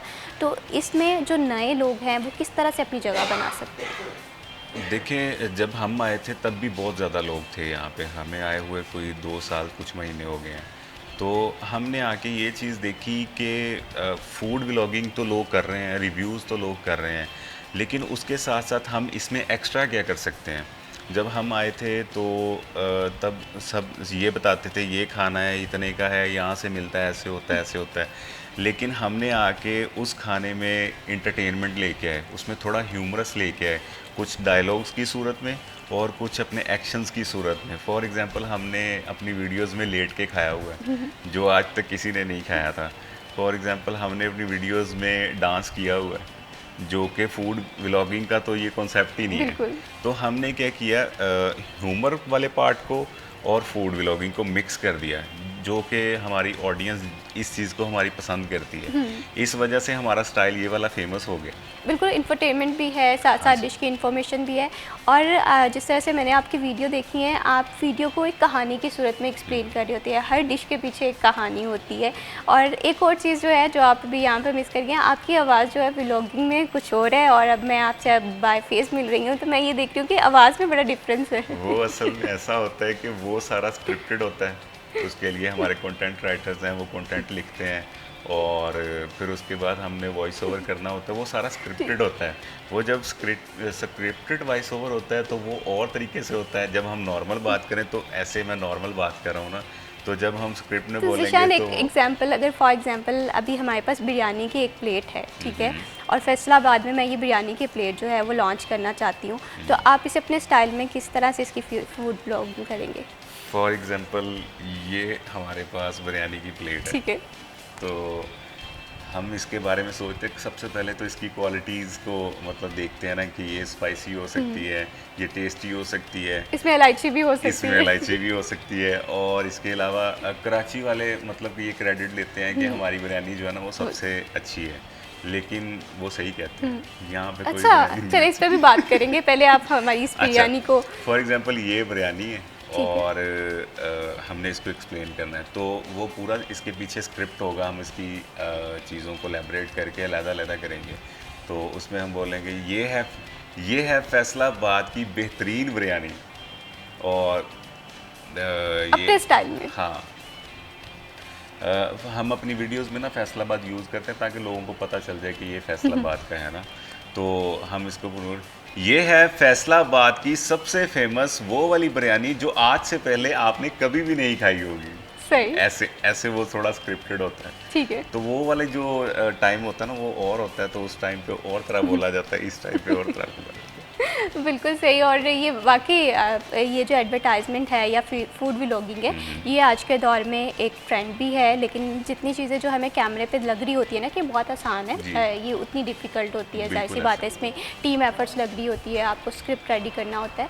तो इसके साथ साथ ज़ीशान ये बताइएगा कि आपको कैसा इत्तेफाक हुआ इस फील्ड में आने का, क्योंकि व्लॉगिंग के हिसाब से बहुत सारी फील्ड्स हैं। हमने देखा है कि व्लॉगर्स की भी बहुत टाइप है, आपने स्पेसिफिकली इस फील्ड को क्यों चूज़ किया? हमने बेसिकली स्टार्ट किया था व्लॉगिंग से, जो रॉ व्लॉगिंग करते हैं, डेली व्लॉगिंग से। हमने वो कोई व्लॉग्स बनाए हैं कोई 100-200 के करीब, और यूट्यूब पे लॉन्ग कंटेंट में, तो उसमें से कोई भी वायरल नहीं हुआ था। तो उसके बाद फिर ये बाय चांस ऐसे ही हम बैठे हुए थे, तो हम व्लॉग देख रहे थे, फूड व्लॉग, तो हमने डिस्कस किया कि आजकल ये ट्रेंड बड़ा ट्रेंडिंग में है ना, तो हमने उसी वक्त हम उठे हैं, और खाने पीने का शौक़ तो हमें था। तो रमज़ान में सैर अफ्तारी के बाद हमने एक जगह पे गए हैं, वहाँ पे हमारा एक कज़न काम करता था, उसको मैंने कॉल की, मैंने कहा यार हमने ना आपकी वीडियो बनानी है। तो वो कहता है ज़ीशान भाई वो क्या होती है? मैंने कहा यार जिद्दां असी करांगे ना तो उदा ही कर लेंगे। ठीक है। तो कहता ठीक है आप आ जाएं। तो हम वहाँ पे गए हैं, हमने उनको बोला है कि इसको ऐसे करो, इसको ऐसे करो, ये जो चिकन का पीस है इसको ऐसे दिखाओ। तो हमने वो सारा मतलब उसको जैसे जैसे हमने उसको बोला उसने वैसे वैसे कर दिया। हम फिर वापस आए शूट से फिर हमने कंटेंट रेडी किया, वो सारा लिखा है, तो उसके बाद हमने उस पर वर्किंग की है, एडिटिंग हुई है सारी, तो हमने उसको ऐसे रैंडमली अपलोड कर दिया। तो सुबह उठे हैं और उस पर 1.4 मिलियन व्यूज़ आ गए हैं टिकटॉक पे, पहली ही वीडियो से। तो उस दिन के बाद से आज तक क्या हो रहा है हमें खुद नहीं पता चल रहा, अभी तक हमें नहीं समझ आ रही। यहाँ पर एक सवाल है मेरा, ये जो फूड व्लॉगिंग के हवाले से हम अक्सर देखते हैं, तो यही माइंड में आता है कि क्या ये ऑनेस्ट रिव्यू भी होते हैं, या सिर्फ़ और सिर्फ ये जो है PR पैकेजेस के तौर पे एक फूड व्लॉगर जो है वो रिव्यू दे रहा होता है? मोस्टली जो काम होता है वो तो ऑब्वियसली आपको जाके खुद ऑनेस्ट रिव्यू करना पड़ता है, कि जाके खुद टेस्ट करना पड़ता है और बताना पड़ता है और सारा कुछ करना पड़ता है। लेकिन अभी जो है वो मेरे ख्याल से प्रमोशंस आ गई हैं बहुत ज़्यादा, हम तो बहुत बिजी हैं प्रमोशंस में। सही। तो शुरू में हमने बहुत सारी की हैं जो हम खुद जाके करते थे, लेकिन अभी हमारे पास इतना टाइम नहीं होता कि हम जाके कर सकें। अभी वैसे रिव्यू नहीं, अभी सिर्फ प्रमोशन अभी चल हम रही है। प्रमोशंस कर रहे हैं, अभी ज़्यादा हम प्रमोशंस कर रहे हैं, रिव्यूज़ कम चल रहे हैं। हाँ ये है कि कोई नीडी पर्सन हो या कोई फीमेल्स हो, उनको एम्पावर करने के लिए हम उनके पास खुद चले जाते हैं और फिर खुद जाके उनका वीडियो बनाते हैं, और अल्हम्दुलिल्लाह उनको बड़ा मैसिव रिस्पांस आता है और उनका काम अच्छा चल जाता है। बिल्कुल इसी तरह से है आजकल, क्योंकि एडवर्टाइजमेंट की जो प्लेसेस हैं वो डिफरेंट हो गई हैं, हम फूड व्लॉगर्स के सूरत में देखते हैं। मैंने बहुत सारे रेस्टोरेंट्स ट्राई किए हुए हैं कि अगर एक वीडियो आ रही है तो अच्छा लाहौर में ये नया रेस्टोरेंट है, मुझे ये जाना चाहिए, फिर कहीं ना कहीं वही बात आ जाती है कि अब प्रमोशन चल रही हैं, फिर वहाँ जाकर पता चलता है कि अच्छा ये डिश जैसी नज़र आ रही थी वैसी नहीं है, ये डिश बहुत अच्छी है, अच्छे रिव्यूज़ भी होते हैं। इसके साथ साथ अगर हम बात करें आवाम को फैसिलिटेट करने की, तो आपकी नज़र में फूड व्लॉगिंग किस तरह से लोगों को फ़ायदा पहुँचा रही है? इस तरह से लोगों को फ़ायदा पहुंचा रही है कि एज अ मिडिल क्लास हम लोग पहले सोचते होते थे किसी भी रेस्टोरेंट में जाने से पहले कि यार ये रेस्टोरेंट है बड़ा एलीट क्लास है और बड़ा अच्छा बना हुआ है, और ये तो मेरे ख़्याल से अमीर लोगों के लिए होगा, ये तो मतलब एक हाई क्लास लोगों के लिए है, ये नॉर्मल लोगों के लिए यहाँ पे कोई खाना नहीं है। तो या अगर खाना है तो हमारे ज़हन में सवाल होता है यार पता नहीं कितने पैसे लग जाने हैं। तो लेकिन हमारे आने से ये हुआ है कि हमने उन चीज़ों को ना खोल के डिफ़ाइन कर दिया। अब हर बंदा अपने बजट को लेके वहाँ पे जा सकता है। फॉर एग्जांपल हर बंदा हमारी वीडियो खोलता है और उसको उसके बजट के हिसाब से और उसके मूड के हिसाब से उसको वीडियो मिल जाएगी। बिल्कुल ऐसे ही है। उसको उसके मूड के हिसाब का रेस्टोरेंट मिल जाएगा, उसको उसके मूड के हिसाब की डिश मिल जाएगी और उसको उस मतलब जो वो उस टाइम पे चाहता है उसको वो वाला मिल जाएगा। हमने रेस्टोरेंट को उठा के उसके घर पे ला दी है। बिल्कुल मेन्यू पता चल जाता है कि जी, कौन जी। सी डिश वहाँ पर अच्छी है, कौन सी डिश जो है वहाँ पर थोड़ा सा रिव्यू जो है। और अमूमन फिर जब एक वीडियो अपलोड हो रही होती है लोगों के नीचे कमेंट्स भी आ रहे होते हैं कि ये आई हैव ट्राइड, ये बहुत ऑनेस्ट रिव्यू है। और इसके साथ साथ जिस तरह से अभी आपने बात की कि बहुत सारी चीज़ें प्रमोशन के तौर पर भी चल रही होती हैं, तो क्या कभी ऐसा हुआ है कि चीज़ें आपने प्रमोट की हैं लेकिन फिर आपको नीचे कमेंट्स आया कि मैंने ये ट्राई किया है तो ये उस तरह से टेस्ट नहीं दिखा, और फिर इस चीज़ को आप फर्दर किस तरह से अपनी लाइफ में बेहतरी के लिए चीज़ें शामिल कर रहे होते हैं? बहुत दफ़ा ऐसा हुआ है, बहुत दफ़ा ऐसा हुआ है कि फॉर एग्जांपल हमने किसी चीज़ को ट्राई किया है और वो बहुत शानदार थी और हमने उसका रिव्यू कर दिया, हमने उसकी प्रमोशन कर दी है, लेकिन बाद में हमें रिग्रेट भी हुआ है। रिग्रेट इस बात का हुआ है कि फॉर एग्जांपल अगर वहाँ पे उनके पास कैपेसिटी है ज़ीशान ये स्टोरी ना बहुत दिलचस्प है और मैं वो रिग्रेट की वजह भी जानना चाहती हूँ, लेकिन यहाँ पर वक्त हुआ एक छोटी सी ब्रेक का, कहीं मत जाइए, हमारे साथ रहिए।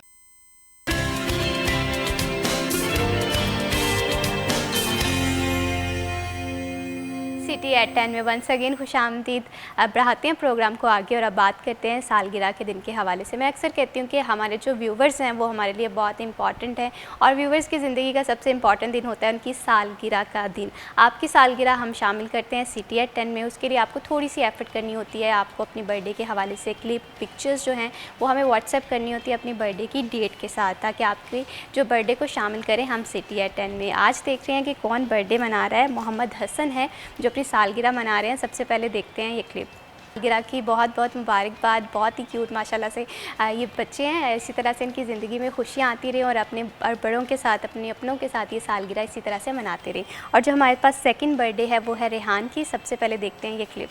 सालगिरह की बहुत बहुत मुबारकबाद। बढ़ाते हैं प्रोग्राम को आगे और ब्रेक पे जाने से पहले हम बात कर रहे थे कि अक्सर औकात हम ऐसा होता है कि फ़ूड व्लॉगिंग के हवाले से कोई रिव्यू देख लेते हैं और फ़ौरन से उस रेस्टोरेंट में पहुंच जाते हैं और फिर जाके हमें पता चलता है कि जो फूड व्लॉगर जो है वो रिव्यू दिया था वो उसके अकॉर्डिंग नहीं है। तो क्या ज़ीशान के साथ ऐसा इत्तेफाक हुआ है? तो ज़ीशान आप बता रहे थे कि ऐसी एक रिग्रेट वाली स्टोरी है, तो वो स्टोरी क्या थी?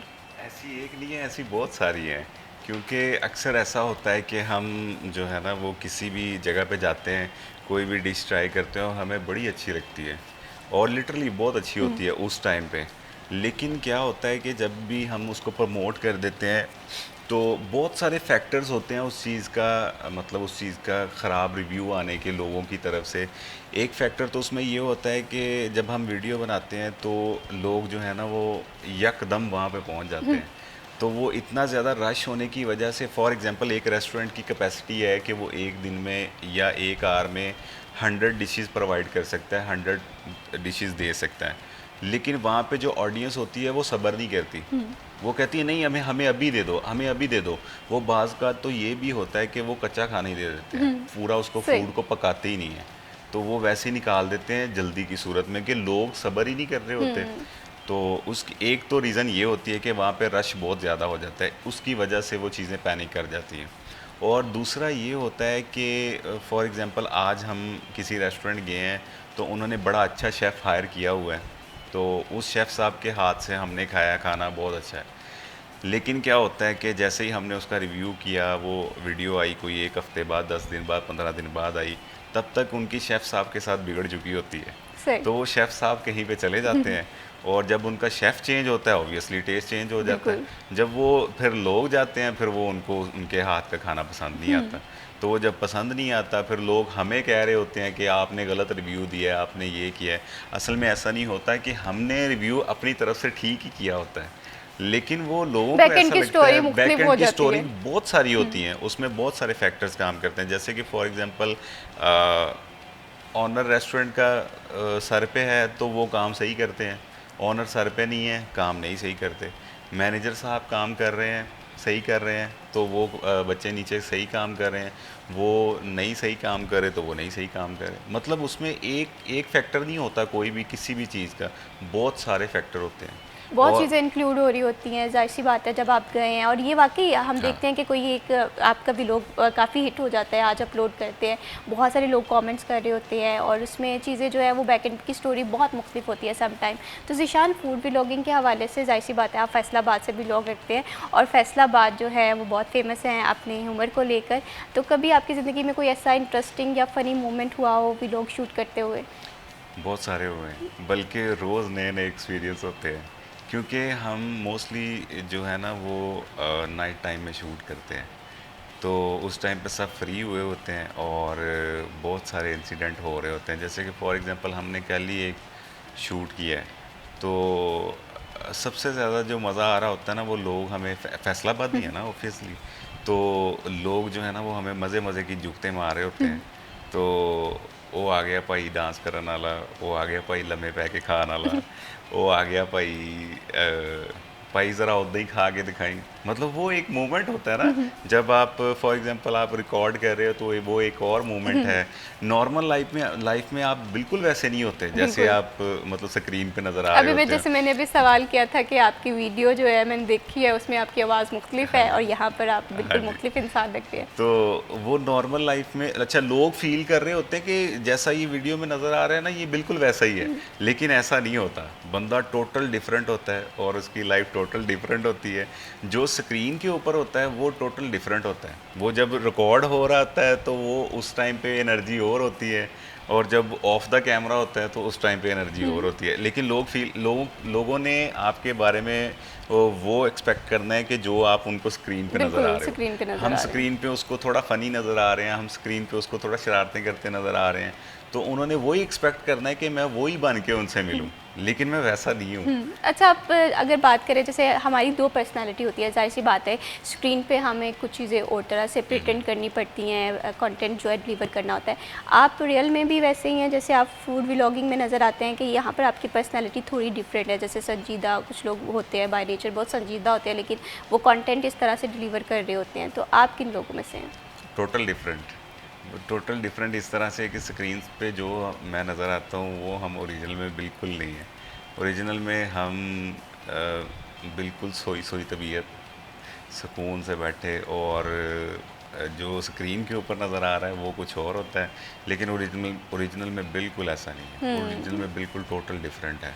हाँ, कभी कभी मतलब वो तो एक गैदरिंग हो, कोई उस तरह हो तो वो एक सामने आती है सूरत, वरना नॉर्मल बिल्कुल इसी रिलैक्सिंग। तरह से इंसान की पर्सनालिटी की बहुत ज़्यादा वेरिएशन होती है। इंसान को प्रिटेंड कहीं पर करना पड़ता है, कहीं पर आपको अपनी वर्क लाइफ में, या ये तमाम सेटअप जो है वो मुख्तलिफ होते हैं। ज़ीशान, फूड व्लॉगिंग ट्रेंडिंग तो है ही है, क्या ये थोड़ी सी टफ़ भी है? इस हवाले से थोड़ा सा बताएं, आपको कभी कोई टफ़ टाइम मिला है फूड व्लॉगिंग में? बहुत टफ है। ये देखने में जितनी चीज़ें आसान लगती हैं उतनी ओरिजिनल में है नहीं। मतलब हमें लगता है कि हम फॉर एग्जांपल जैसे मैंने पहले ही खुद मोटिवेट करने के लिए कहा है कि आप कैमरा पकड़ें और शुरू कर लें, ये तो थी मोटिवेशन के लिए। असल में सूरत हाल जो है ना वो टोटल डिफरेंट है। वो ऐसे है कि बहुत सारे चैलेंजेस होते हैं।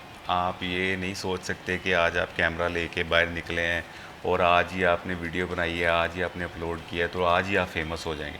लोग असल में ना जल्दी में बहुत हैं। हमें भी अक्सर बच्चे मिलते हैं, काम करना चाहते हैं, और हम उनको बता भी देते हैं कि ऐसे कर लें, ऐसे कर लें, ऐसे कर लें, लेकिन वो ना जल्दी में बहुत होते हैं। लोगों को आजकल ये है कि हमें फॉलोअर्स मिल जाएं, फॉलोअर्स मिल जाएं, बिल्कुल। फॉलोअर्स मिल जाएं। तो फॉलोअर्स की गेम नहीं है, गेम है आपके काम की, कि आप काम कितना अच्छा कर सकते हो, आप वैल्यू क्या ऐड कर सकते हो, बिल्कुल। आप लोगों के लिए क्या इंटरेस्टिंग ला सकते हो, आप लोगों के लिए क्या नई चीज़ ला सकते हो। हाँ, काम करना है, आपने जल्दी वायरल होना है, मेहनत करें, मेहनत और अनथक मेहनत करें। इस फील्ड में इतनी मेहनत है कि अभी हम सुबह 5 बजे शूट से फ्री हुए हैं और 10 बजे यहाँ पे बैठे हुए हैं। सही। और बात होती है कि कंसिस्टेंसी बहुत मैटर करती है। अच्छा ज़ीशान, ऐसे लोग भी हैं फील्ड में हैं या कंटेंट क्रिएटर हैं, एक वीडियो बनाई हिट नहीं गई, दो बनाई हिट नहीं गई, उसके बाद वो थोड़े से ना मायूस होना शुरू हो जाते हैं, थोड़े से डिसपॉइंटेड हो जाते हैं और वही सोचते हैं कि शायद इसमें अब वो ट्रेंड ही नहीं है, हम में वो कैपेसिटी नहीं है, हम वो कम्पीट ही नहीं कर पाते हैं। तो आपने भी कभी ज़ाहिर सी बात है ज़ीरो से स्टार्ट किया था, तो आपके साथ भी ये सिचुएशन हुई थी, तो आपने इन सारे चैलेंजेस को किस तरह से टैकल किया था? बिल्कुल हुई थी, ऐसी ही सिचुएशन थी जब हम डेली व्लॉगिंग किया करते थे। हमने आलमोस्ट सारे शहर में घूम के, कभी हम गांव जा रहे हैं, कभी हम किसी यूनिवर्सिटी का मेला कवर करने जा रहे हैं, कभी कोई इवेंट कवर करने जा रहे हैं और डेली व्लॉगिंग कर रहे हैं। उस टाइम पे बहुत सारे ख्यालात आते थे, लेकिन एक चीज़ ये थी कि अगर ये चल पड़ी ना तो मज़ा बड़ा आएगा। तो इस चीज़ की वजह से थोड़ी डिसपॉइंटमेंट तो आती है, वो तो रोज़ सोते वक्त आ रही है कि ये क्या हो रहा है, ये क्या कर रहा हूँ मैं। तो बल्कि ये भी आती है कि यार मैं तो अपनी लाइफ स्पॉइल कर रहा हूँ, मैं अपना टाइम वेस्ट कर रहा हूँ, मैं कुछ और कर सकता हूँ, ये कर सकता हूँ, वो कर सकता हूँ, बहुत सारे ख्यालात आते हैं। लेकिन ये है कि हाँ, बंदा जो है ना वो थोड़ा सा अंदर से डीट होना चाहिए, सही। तो फिर कोई ना कोई बात बन सकती है। तो ये है कि आप ट्राई करते रहे मुख्तलिफ चीज़ें। फॉर एग्जांपल हमने डेली व्लॉगिंग से स्टार्ट किया, वो हमारा नहीं चला, ठीक तो है। हमने उसको 1 साल परस्यू किया और हमने उसमें कोई सही है। ऑलमोस्ट फर्दर्स के हवाले से चैलेंजेस क्या क्या हैं, ये वो लोग जानना चाहते हैं जो स्क्रीन के उस पार है, जो कि कोशिश कर रहे हैं फेमस होने की, फॉलोअर्स गेन करने की, व्यूज़ की दौड़ में भाग रहे हैं, लेकिन वो चैलेंजेस क्या हैं और किस तरह से टैकल कर सकते हैं, इस पर हम बात करेंगे। लेकिन यहाँ पर वक्त हुआ एक छोटी सी ब्रेक का, कहीं मत जाइए हमारे साथ।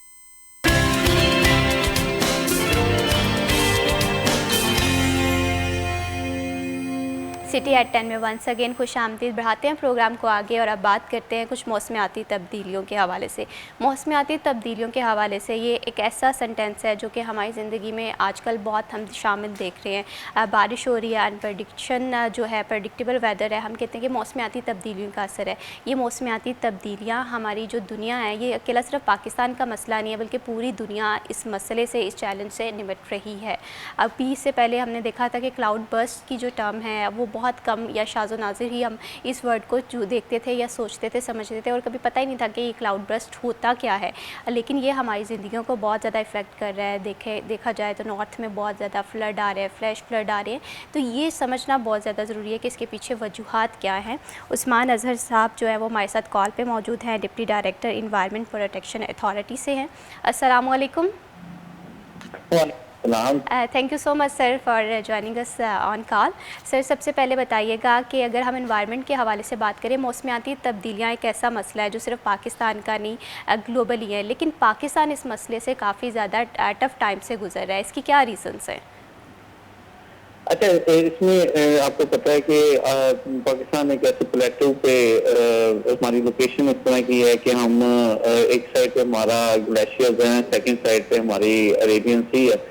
ऑल्दो हमारा कंट्रीब्यूशन 1% से भी कम है, लेकिन we are the most affected nations in the world हैं और हम इसे फेस कर रहे हैं। इसके लिए आपको पता है गवर्नमेंट अपने लेवल पे तो मेजर्स ले रही है, जैसे सीएम साहबा हमारी जो सीएम मरियम औरंगजेब और हमारी सीनियर मिनिस्टर फॉर एनवायरनमेंट जो सीएम मरियम औरंगजेब का क्लियर विजन है एनवायरनमेंट के लिहाज से। हम लोग भी उसके लिए मुख्तलिफ जगह पे एक्शंस भी कर रहे हैं और मुख्तलिफ तरह के मेजर्स भी ले रहे हैं। इसमें जो 1% है उसे टैकल करने के लिए इसके साथ हम पूरी दुनिया के साथ कोलैबोरेशन में भी हैं, ताकि हमारी जो क्लाइमेट चेंजेस हैं हम उन्हें कैटर कर सकें। उसके लिए दुनिया में मुख्तलिफ तरह के फोरम्स में, जैसे पीछे COP23 हुआ पेरिस में, वहाँ पे मुख्तलिफ प्लेजेस भी किए गए पाकिस्तान के लिए। तो ये एक ग्लोबल फिनोमेना है जिसके लिए हमें पूरी दुनिया के साथ मिल के इसके लिए एक एक्शन प्लान, इस वर्कआउट प्लान की तरफ जाना है। इसे हम अकेले इसे हैंडल नहीं कर सकते। बिल्कुल, और ये ऐसा मसला है कि हमारी जिंदगियां आए रोज मुतासिर हो रही हैं। इसमें कंट्रीब्यूटर बिल्कुल मिनिमम है तो ये हमारे एक ग्लोबल फॉर्मूला है, इसलिए इसे ग्लोबली ही हैंडल करने से ये चीज़ें इंशाल्लाह हम हैंडल करेंगे। उस्मान अज़हर साहब ये भी बताइएगा कि जिस तरह से हमने इससे पहले जो क्लाउड बर्स्ट की टर्म नहीं सुनी थी या कभी क्लाउड बर्स्ट होते भी थे तो बहुत कम इस वर्ड से हम लोग जो थे वो फेमिलियर थे, लेकिन आजकल हम ये देख रहे हैं कि ये वर्ड जो है ये हमारी ज़िंदगियों के बहुत ज़्यादा शामिल हो चुका है। क्लाउड बर्स्ट की क्या रीज़न्स होती हैं और ये होता क्या है? बिल्कुल वैसे ही है। पहले हम कभी भी हमने क्लाउड बर्स्ट का वर्ड जैसा हम सुना भी नहीं था, बल्कि इसके इफेक्ट्स भी नहीं देखे थे, क्योंकि अब हम इसको देख रहे हैं, सीइंग इज बिलीविंग वाली बात है। हम इसके मुख्तलिफ नॉर्दर्न एरियाज में देख रहे हैं कि एकदम क्लाउड किसी जगह बर्स्ट हो जाता है, वहाँ पर फ्लडिंग आ जाती है। और यही इसमें भी मेजर क्लाइमेट चेंजेस के ही जो टेम्परेचर ग्रेडियंट वहाँ पे इस तरह का डेवलप हो जाता है कि एकदम जहाँ पे वहाँ पे एक जो मिस्ट का फिनोमेना मौजूद होता है वो क्लाउड बस्टिंग में आ जाता है, और वहीं पे तमाम जो क्लाउड है वो अपना वाटर लोड ऑफलोड कर देता है एक ही जगह पे। तो वो विद इन फ्यू सेकेंड इतना पानी एक जगह आता है कि वो सारी चीज़ों को बहा के ले जाता है। तो इसमें भी हमारी क्लाइमेट चेंजेस ही मेजर कंट्रीब्यूटर हैं। और ये अब हमें जो है इसके जैसे एरियाज है जहाँ पे ये होने के लाइकली होता है वहाँ पे हमें लोगों को अवेयरनेस भी देनी पड़ेगी, और उसके लिए हमें तैयार भी करना पड़ेगा कि आपके एरिया में क्लाउड बर्स्ट होने के इम्कानात बहुत ज़्यादा हैं, इसलिए आप इसके लिए सब मेजर्स लें। बिल्कुल इसी तरह से ये जो चीज़ें ये हमारी ज़िंदगी को बहुत ज़्यादा मुतासिर कर रही है क्लाइमेट चेंज के हवाले से।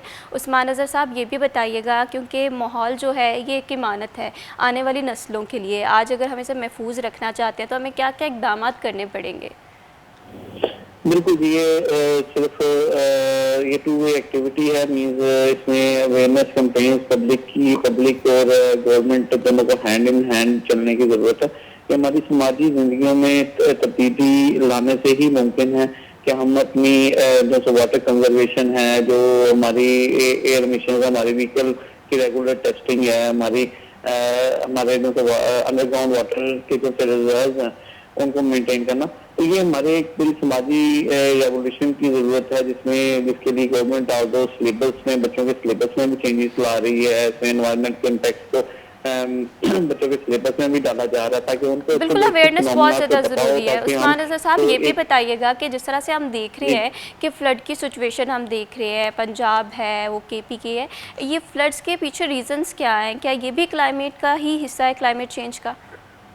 बिल्कुल इसमें क्लाइमेट चेंज का बहुत बड़ा कंट्रीब्यूशन है। जिसमें मैंने आपको पहले इनिशियली टॉक में बताया कि हम एक ऐसे प्लेटो पे मौजूद हैं जहाँ पे एक साइड पे हमारे पास ग्लेशियर्स मौजूद हैं और सेकंड साइड पे हमारे पास हॉट वाटर मौजूद है in the form of Arabian Sea, क्योंकि असल में मानसून का वजह बनता है जिसमें सब कॉन्टिनेंट पूरे ही आता है।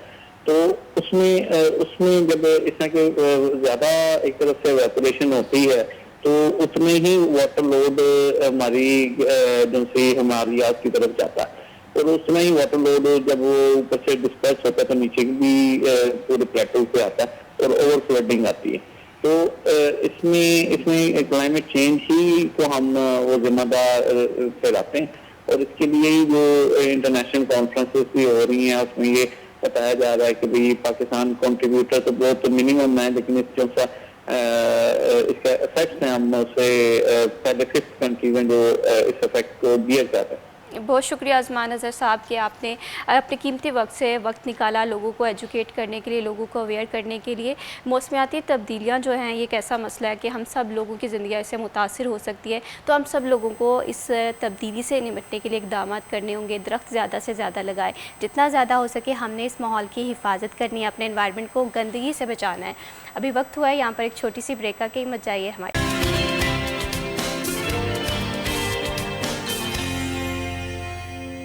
सिटी एट 10 में वंस अगेन खुश आमदीद। बात कर रहे हैं फूड व्लॉगिंग के हवाले से, और फूड व्लॉगिंग एक ऐसा ट्रेंड है या एक से अब लोग जो हैं वो बीइंग अ प्रोफेशन भी लेना स्टार्ट हो गए हैं, लेकिन इसे एक एज अ प्रोफेशन के तौर पे ज़िंदगी में शामिल करने के लिए बहुत ज़्यादा जद्दोजहद करनी होती है, स्ट्रगल्स होती हैं, चैलेंजेस होते हैं, लेकिन उस चैलेंजेस को समझने के लिए, उनसे निपटने के लिए एक्सपर्ट ओपिनियन बहुत ज़्यादा ज़रूरी होती है। ज़ीशान मकबूल साहब क्योंकि इस फील्ड में काम भी कर रहे हैं तो उनकी एक्सपर्टीज़ से थोड़ा सा फ़ायदा उठाते हैं वो लोग जो कि इस फील्ड में आना चाह रहे हैं। ज़िशान, जिस तरह से ब्रेक पे जाने से पहले हम बात कर रहे थे कि आपने बताया कि फ़ूड व्लॉगिंग देखने को बहुत आसान लगती है, जैसे आपने बताया कि कैमरा उठाएं और कोई भी फूड का रिव्यू कर दें, लेकिन असल में इसके चैलेंजेस मुख्तलिफ हैं।